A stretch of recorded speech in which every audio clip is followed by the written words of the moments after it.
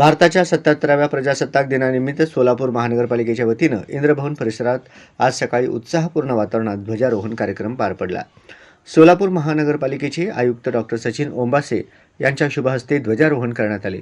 यावेळी अतिरिक्त आयुक्त वीणा पवार, अतिरिक्त आयुक्त संदीप कारंजे, उपायुक्त आशिष लोकरे, मुख्य लेखाधिकारी रत्नराज जवळगेकर, मुख्य लेखापरीक्षक सदानंद भागमोडे, सहाय्यक आयुक्त शशिकांत भोसले, गिरीश पंडित, मनीषा मगर, नगरसेवक अमोल बापू शिंदे, आरोग्य अधिकारी डॉक्टर राखी माने, नगर अभियंता सारिका अकुलबार, सार्वजनिक आरोग्य अभियंता व्यंकटेश चौबे, मुख्य अग्निशामक अधिकारी राकेश साळुंखे, अंतर्गत लेखापरीक्षक राहुल कुलकर्णी, नियंत्रण अधिकारी तपन डंके, सामान्य प्रशासन विभागाचे रजाक पेंढारी, युवराज गाडेकर, मुख्य सफाई अधीक्षक नागनाथ बिराजदार। कार्यक्रमाची सुरुवात भारताच्या संविधानातील उद्देशिकेच्या सामूहिक वाचनाने करण्यात आली।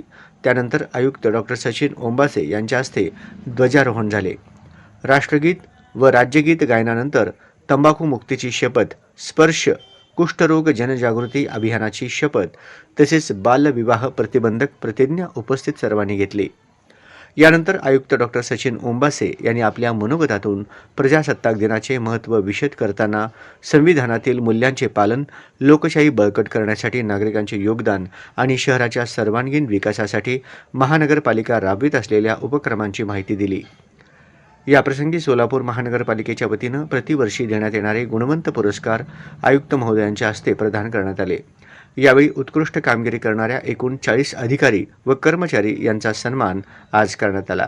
तसेच महाराष्ट्र शासनाच्या माननीय मुख्यमंत्री महोदयांनी जाहीर केलेल्या 150 दिवसांच्या ई-गव्हर्नन्स रिफॉर्म्स कार्यक्रमांतर्गत उत्कृष्ट कामगिरी केल्याबद्दल उपायुक्त आशिष लोकरे, संगणक प्रोग्रामर स्नेहल चपळगावकर, सहाय्यक संगणक प्रोग्रामर मतीन सय्यद, जयदीप तावरे यांच्यासह संगणक विभागातील सर्व संगणक चालकांचा सन्मान यावेळी करण्यात आला।